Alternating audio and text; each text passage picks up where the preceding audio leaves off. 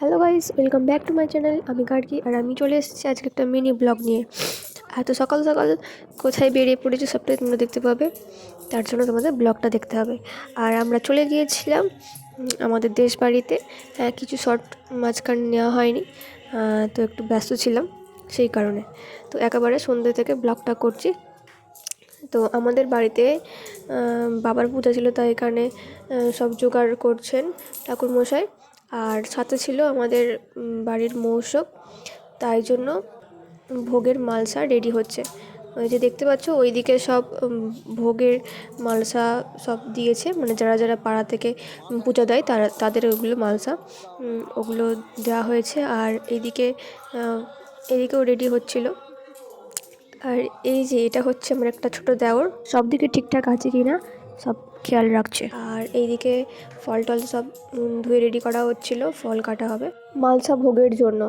আর এছাড়াও পূজা হবে সেই সেই সবের জন্য।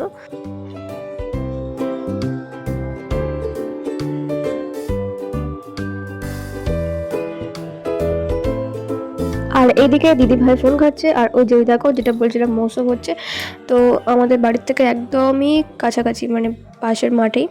তো ওই দেখো ওখানে হচ্ছে মৌসুম হচ্ছে, আর আমি হচ্ছে একটুখানি ভিডিও করে নিচ্ছিলাম। ঠিক আছে, অনেক দিন পর শাড়ি টাড়ি পরলাম, কেমন লাগতো শাড়ি পরে বলো কিন্তু। তারপর দিদিভাইয়ের সাথে মেলায় ঘুরছিলাম। আর তারপর কিছুক্ষণ পরে আমরা চলে এসেছিলাম আবার মন্দিরে। এখানে এসে দেখি ঠাকুর মশাই পূজায় বসে গেছেন। আর তখন ছিল 11টা 15। আর এদিকে মোটামুটি প্রায় রেডি হয়ে গেছে। আর এইদিকে হচ্ছে মহোৎসবের মালসা ভোগ রেডি।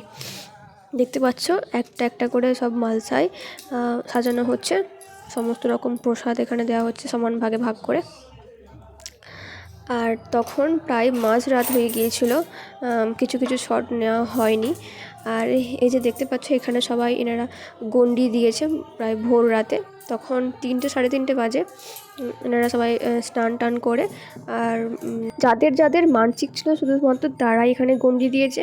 আর তারপর এনাদের হাতে এইগুলো সব ধুনো পোড়ানো হচ্ছিল, একে একে ধুনো পোড়ানো হচ্ছিল।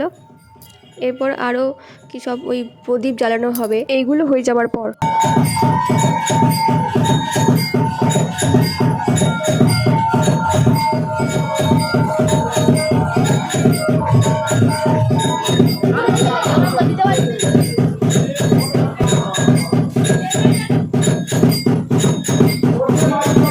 আর এই দেখো এইদিকে সব ভিডিও করছে, দেখো যত রাত বাড়ছে তত কুয়াশাগুলো বাড়ছে, পুরো অন্ধকার হয়ে গিয়েছিল কুয়াশা।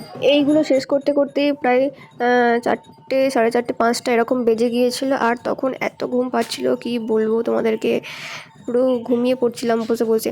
আর তারপর উঠে যাওয়ার পর এই হাতে দেখো প্রদীপ জ্বালানো হচ্ছে, আর ওইদিকে মৌসুম তখনও হচ্ছিল। তারপর মৌসুম শেষ হলো প্রায় সকালবেলায়।